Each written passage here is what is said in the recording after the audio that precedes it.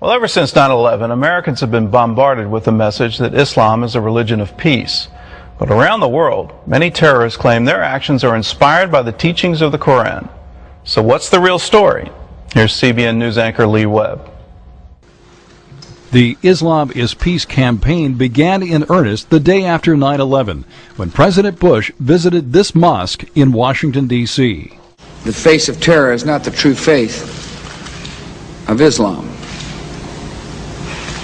That's not what Islam is all about. Islam is peace. And the leading Muslim advocacy group, the Council on American Islamic Relations, or CAIR, has continued to spread the Islam is peace message through the media, even though CAIR is now an unindicted co-conspirator in a terrorism case. Islam is not about hatred and violence. It's about peace and justice. Some have even suggested that Christianity is somehow as dangerous or more dangerous than radical Islam. Rosie O'Donnell said as much on the program The View last year. And if you take radical Islam and you want to talk about what's going on there, you have to... And just one second, radical Christianity is just as threatening as radical Islam in a country like America. But is it? A new book says there's no comparison. Religion of Peace, Why Christianity Is and Islam Isn't, by Robert Spencer, says that while the Bible teaches Christians to love their enemies, the Quran teaches Muslims to be ruthless with unbelievers. This was the reaction of some British Muslims in London last year after a Danish cartoonist drew Muhammad with a bomb in his turban.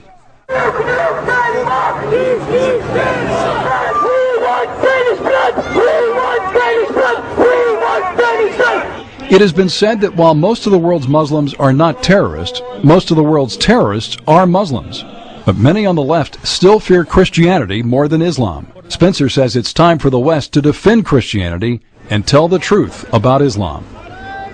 Well, joining us now live from Boston is Robert Spencer. He's the author of Religion and Peace, Why Christianity Is and Islam Isn't. Well, welcome to the 700 Club. Thank you. Very happy to be here. I've had an interesting conversation with some Arab ambassadors a couple of weeks ago, and one of them actually said that Islam is in need of a reformation. Is that sort of a prevailing view amongst, I guess, moderate Muslims? It's a common view, but I'll tell you one thing about that, Gordon. It's very important to understand. In Christianity, the Reformation was an attempt to get back to the basics, right? To clear away things that had crept in over the centuries that were not authentic, and to restore the purity of the original message of the New Testament. Now, in Islam, there's already been a Reformation like that. Muhammad ibn Abdul Wahhab, the founder of the Wahhabi movement, was an 18th century reformer in Arabia, and that's exactly what he proposed to do. He cleared away everything that was a later addition in Islam and got back to just what the Quran said and what Muhammad taught. And it became the most violent and virulent form of Islam that the world has yet seen. So I'm not really sure that a reformation is what is needed. What might be needed is a rejection of a literal understanding of a lot of passages of the Quran. Well, give us some examples of how is the Quran more violent than the Bible? Well, you know, of course, we all know that in the Old Testament there are passages where God tells Joshua to clear out whole cities and things like that, but the one thing that he never does is say, and all believers should go and do likewise, or that this is your instructions, this is your pattern to follow. There have been many ways that interpreters have understood those passages, most of the time in a spiritualized way, that they in some way stand for the struggle against sin within the soul of every believer. But in the Quran, it's unmistakable that there are passages like in chapter 9, verse 5, slay the unbelievers wherever you find them. Chapter 9, verse 29, which extends and specifies the fight to refer even to Jews and Christians until they submit as inferiors under the rule of Islamic law. These things are not spiritualized, and they are directed as open-ended, universalized commands to all believers to fight against unbelievers, and that's how they've been understood by mainstream Islamic commentators through the centuries. So it's really, it's ridiculous when people say, well, the Bible is just as violent as the Quran. It just indicates that they don't really know what either one of them says. Is it possible for Christianity and Islam to peacefully coexist, or are they mutually exclusive? Well, in terms of doctrine, they're mutually exclusive because, of course, in 1 John it says, if you do not have the Son, you do not have the Father, whereas in the Quran it says anybody who says that Jesus is the Son of God is an unbeliever. And so excuse me, those two things don't coexist. But of course, Christians are prepared to coexist peacefully with anyone. But Islamic traditional doctrine, traditional Islamic law, does not allow for peaceful coexistence between believers and unbelievers as equals in a society on an indefinite basis. Muhammad said Islam must dominate and not be dominated. And ultimately, unfortunately, all too many Muslims consider that to be an imperative to push to impose Islamic law upon the societies where they live, and that means second-class status for non-Muslims. We don't seem to be able to get this. You know, back in World War II, Winston Churchill called that struggle a struggle for Christendom, and he was very bold in saying that. But we don't seem to get this. We seem to want to distance ourselves, if you will, from the basis of Western civilization. We don't want to claim that all our concepts are based on Christianity. Why are we so reluctant to get into this and say our ideas are better?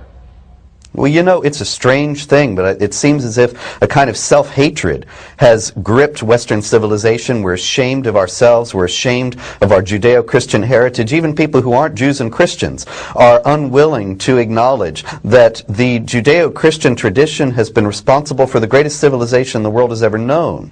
This self-hatred, I think, has become part of the pop culture ever since the Vietnam War. And that now it's really coming down to a challenge for us, because the Islamic law that the jihadists want to impose upon the world would deny basic things that we take for granted: freedom of speech, freedom of conscience, the equality of dignity of all people before God, the equality of rights of men with women, the equality of rights of all people regardless of creed, so that there's not a special class of people as there is in Islamic law. These things are all Judeo-Christian principles. And so this is the time when we need to cast that off and stand up and defend those things, or we're certainly going to lose them. There seems to be a movement, and it's frankly political, that Christians are just as bad as radical Muslims. And I know CNN is doing a whole series this week, and AP just released a rather puff piece on it saying, you know, that everybody needs to watch it. And in that segment, they're going to say that if Christians are encouraging young women to dress modestly, what's the difference between that and the Taliban? I saw that. Why are we doing that? Why is that even allowed? Why does Rosie O'Donnell get applause for saying that, you know, Christians are just as bad as radical Muslims?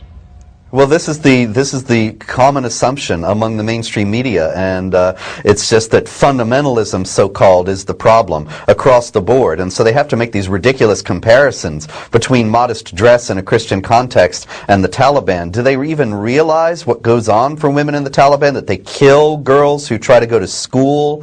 That in Saudi Arabia, which is a society very similar to the society established by the Taliban, there were girls who died in a fire because the religious police wouldn't let them come out of the school that was burning because they weren't wearing their headscarves. I mean, where have you ever seen Christians behave that way when they talk about modesty? It's a comparison that is so ridiculous as to be laughable, and yet it does seem to be the prevailing view of the elite. And the only thing I know to do is to, well, I say thank God for CBN and for the fact that we're able to speak the truth here, and we know that since what we're saying is true, that reasonable people, I think, will be able to see the difference. Well, I love to tell people I've never heard of United Methodist Jihad. It just doesn't. Yes. It doesn't exist in Christianity. You don't go out and kill people. The final question: do you think that within a Muslim society where Sharia law is sort of enshrined, and I think for me one of the great disappointments of both Afghanistan and Iraq is that that's precisely what our State Department allowed, that their new constitutions enshrine Sharia as the law of the land. Is it possible with that to have true democracy?